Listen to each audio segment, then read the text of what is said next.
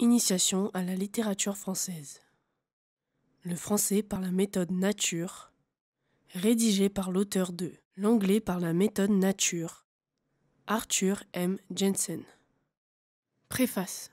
Notre but en réunissant ces textes a été en premier lieu de fournir à ceux qui ont lu et étudié le français par la méthode nature la possibilité de poursuivre leurs études du français d'une manière à la fois agréable et naturelle en lisant tout simplement des textes écrits à l'aide de mots qu'ils connaissent déjà, les mots inconnus étant uniquement expliqués à l'aide de ces mêmes 2600 mots du français par la méthode nature, ainsi que les mots déjà employés dans les textes de ce petit livre.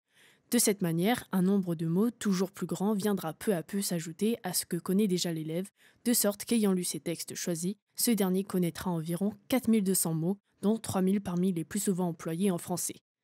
Nous arrivons ainsi à la deuxième raison qui nous a poussé à réunir ces textes et qui est de permettre à nos élèves de passer des phrases très simples des premiers chapitres à une langue de plus en plus complète, pour finir par des textes qui les prépareront à lire, sans notre aide cette fois, des livres français en français. Pour atteindre ces résultats, les deux premiers textes seulement, José Maria, de Prosper Mérimée et En voyage, de Guy de Maupassant, ont été rendus plus simples en remplaçant les mots les plus difficiles par des mots connus. Dans le texte suivant, Les pigeons en compote, de Michel de Saint-Pierre, cela n'a été fait que dans de rares cas seulement. Nous avons plutôt choisi de sauter entièrement quelques phrases trop difficiles. Pour ce qui est des textes de Georges Simenon, La pub de Maigret, et de Pierre Daninos, La clé sous le paillasson, et Comment être un humoriste. Nous n'y avons sauté que 3 ou 4 phrases, et dans le dernier texte, enfin, Les grands garçons de Paul Géraldi, absolument rien n'a été changé ni sauté.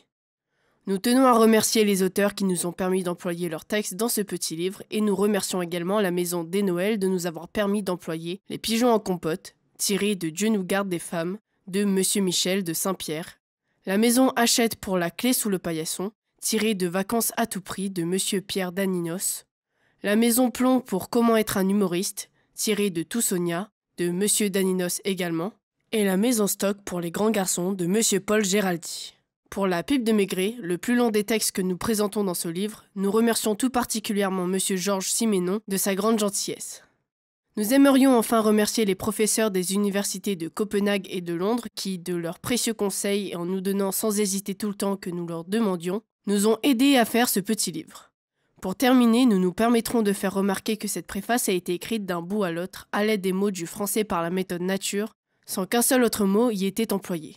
Les éditeurs.